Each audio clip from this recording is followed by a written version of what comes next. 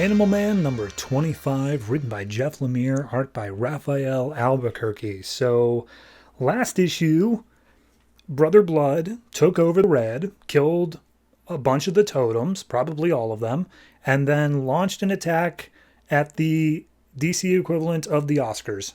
So, yep, that was all happening. Meanwhile, Maxine is stuck in the Red because, of course, Brother Blood took over as the new Avatar while she was stuck in there. So, we see some of his disciples basically at the Oscars saying, "Where's Animal Man? We need him here.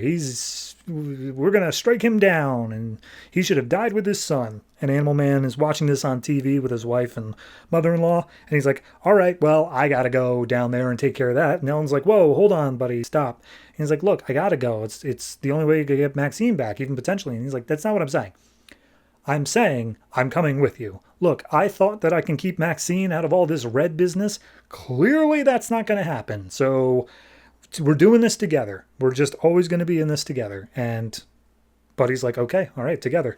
So cutting to Maxine in the Red, they're basically in a lifeboat, and they're, and I say they, I mean Maxine, Socks, and a bunch of like pirates, more or less. And they are making their way to the Mountains of Muscle that are on the outskirts of the Red. And it's like, yeah, we're going to try to hide, but they're in control of the entire Red now, and like, it's not looking good. So we got to get into the caves because there's a storm rolling in. And as they go, and Maxine's like, "But I wanted to look for Cliff." And it's like, that's not going to happen right now. But as they get into the cave, they see it starts raining, but it's not rain, it's blood. So back at the Oscars, Buddy and Maxine arrive. They land on the roof trying to stay away from everybody for a brief little while, gets a drop on them. And as they're standing up there, Buddy's like, "Hey, we can get Maxine back, I promise." And she's like, I have this bad feeling that something's going to happen. And she's like, "I'm a superhero." And then it starts raining blood as they go inside. And it's like, that's not a good sign. So as they get down there, we see the head disciple has like the biggest actor and actress on their knees and just being like, "These are your kings and queens. Let's watch what we do to them." And he takes the actor and just like absorbs him into these weird writhing like veins. And he's like, "Ah, but the actress, she might be useful as my future queen. Whoa, what, will you take Brother Blood as your savior?" And she's like, "Oh, please, not me." And then Buddy shows up and uses his powers to try to attack the disciple. He gets smacked back with blood lightning, I guess. And Animal Man's like, "Hey, all I want's my little girl back, and if I have to tear apart each and every one of you, I will." Meanwhile, Ellen is hiding off in the wings on stage. There's a woman there crying, saying, "Hey, can you help me?" And she's like, "Oh yeah, there's an exit over there, but you might want to wait." And then the girl just like, "Hey, she's over here. Sorry, I'm part of the Church of Blood as well. Been in for like 3 years now. We shed our lives." So Ellen has been captured by the Church of Blood, but then she throws an elbow, kicks the guy in the crotch, and the girl starts charging towards her. And so Ellen picks up a random like statuette and bashes her in the head with it. And then she looks down at it. She sees Best Actor given to Buddy Baker. And it's like, oh, what do you know? Buddy was about to win.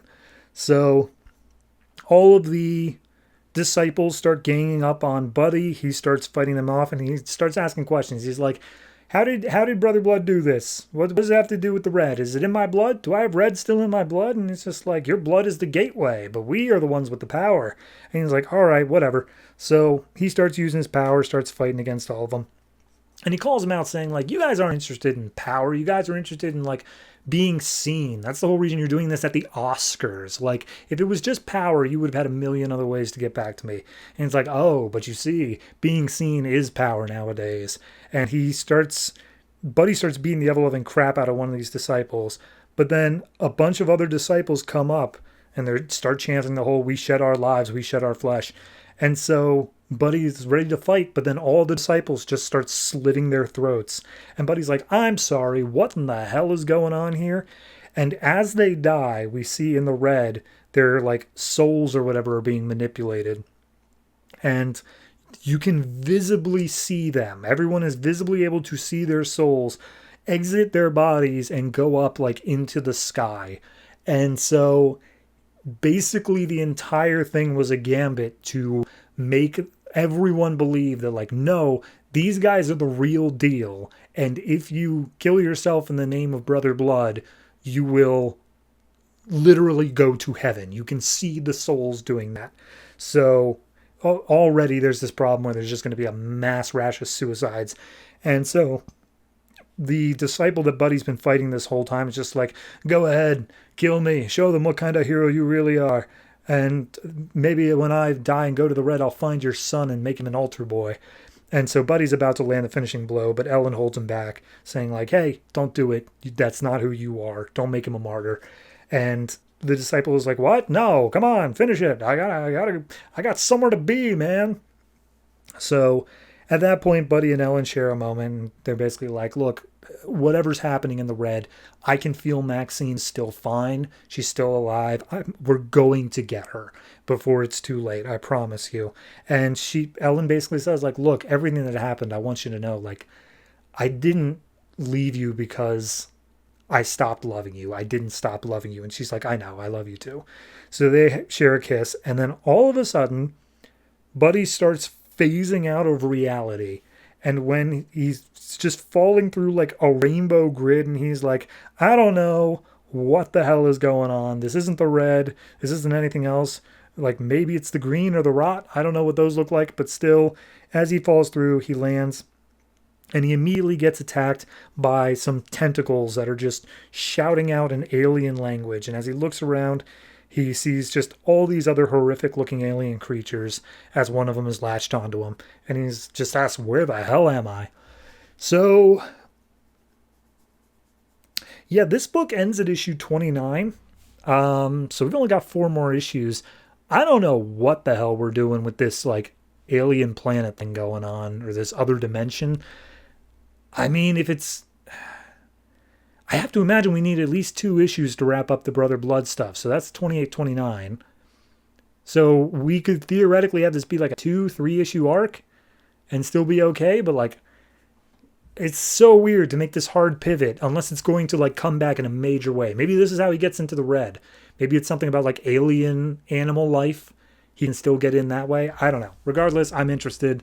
I've always enjoyed this book, and this is no exception for that. Yeah, I'd give this one like an 8.